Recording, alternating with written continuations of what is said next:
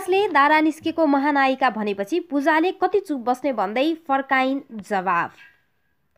नेपाली सिनेनगरीमा यति बेला विवाद र आलोचनाको क्रम निरन्तर चलिरहेको छ। केही समय अघि व्यापक भएको पूजा शर्माको जिल्ला र प्रदेश नजान्दाको काण्डले यति बेला व्यक्तिगत रेसिपी स्वरूप लिएको बुझ्न सकिन्छ। सेलाइसकेको विषय र पूजाले एक अन्तर्वार्तामा आफू धेरै मायाले पुल्किएको भएर यस्तो हुन पुग्यो भन्दै माफी पनि मागिसकेकी थिइन्। माया धेरै पाएर म एकदमै पुल्किरहेको थिएँ भन्दै पूजा शर्माले मागिन् माफी। यता उनै पूजाले फेरि एक टेलिभिजन अन्तर्वार्तामा सुवेदीको नाम नतोकी एक अभिव्यक्ति दिन्। उनले अब जिन्दगीमा उहाँलाई अन्तर्वार्ता दिन्न होला भन्दै सुवेदीप्रति सकारात्मक नभएको बताएकी थिइन्। जस पश्चात सुवेदीले पनि पूजाको नाम नतोकी रजतपट श्रृङ्खलाबाटै जवाफ फर्काए। उनले टिकटक पुस्ताको हबी भइरहेको परिप्रेक्ष्यमा कसैले घमण्ड गर्न नमिल्ने पनि उनको भनाइ छ। अन्तर्वार्ता दिने पनि आफै, बोल्ने पनि आफै, नआउने पनि आफैलाई, अनि हामीले चाहिँ लिएको अन्तर्वार्ता एडिट गरिदिनु पर्ने।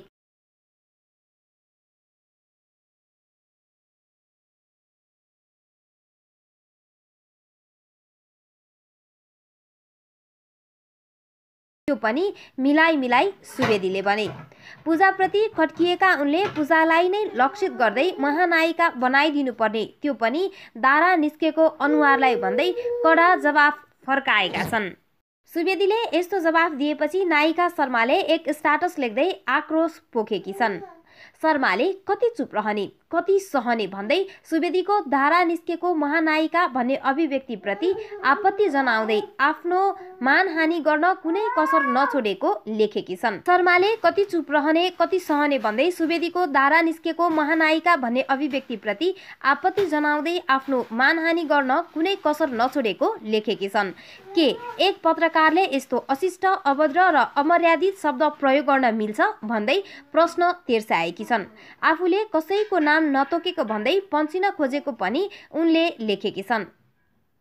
हेर्नुस्, उनले लेखेको स्ट्याटस जस्ताको तस्तै भिडियोमा प्रस्तुत गरिएको छ। जिन्दगीमा अन्तर्वार्ता नदिने पूजालाई प्रकाशको जवाफ, दारा निस्केको अनुहारलाई महानायिका बनाइदिनु पर्ने। कति चुप रहने, कति सहने, प्राइम टिभीमा अन्तर्वार्तामा बोलाइयो, गएँ, सामान्य ज्ञानसँग सम्बन्धित प्रश्न गरियो।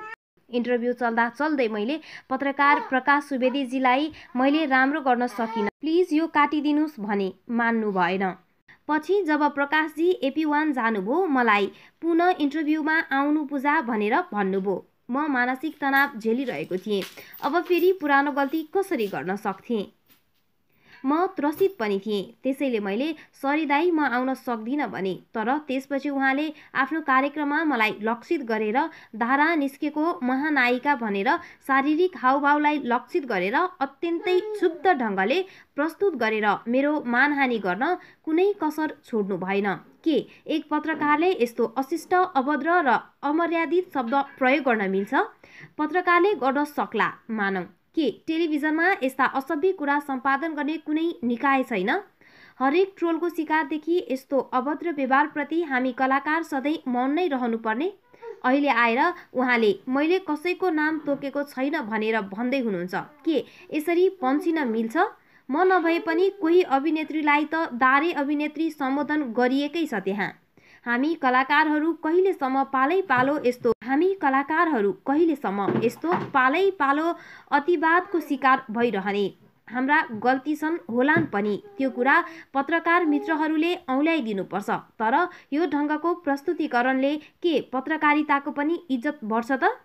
कृपया सुझाव सल्लाहको अपेक्षा गर्दछु। यहाँहरूको सल्लाह अनुसार अघि बढ्नेछु। धन्यवाद। दर्शकवृन्द, तपाईहरूलाई यो हामीले पूजा शर्मा, नायिका पूजा शर्माले लेखेको स्ट्याटस प्रस्तुत गरेका थियौँ। तपाईहरूको यसप्रति के धारणा छ, प्रतिक्रिया कस्तो छ, कृपया कमेन्ट बक्समा लेख्न नभुल्नुहोला। र अन्त्यमा हाम्रो च्यानललाई सब्स्क्राइब गर्नुभएको छैन भने सब्स्क्राइब गर्नुहोला र हाम्रो यस च्यानलबाट प्रस्तुत गरिने सामग्रीहरू हेर्न नछुटाइदिनुहोला र आफूले हेरिसकेपछि एक शेयर पनि अवश्य गरिदिनुहोला। Thank you so much. Stay safe, stay healthy, stay happy. Good night everyone. Love you.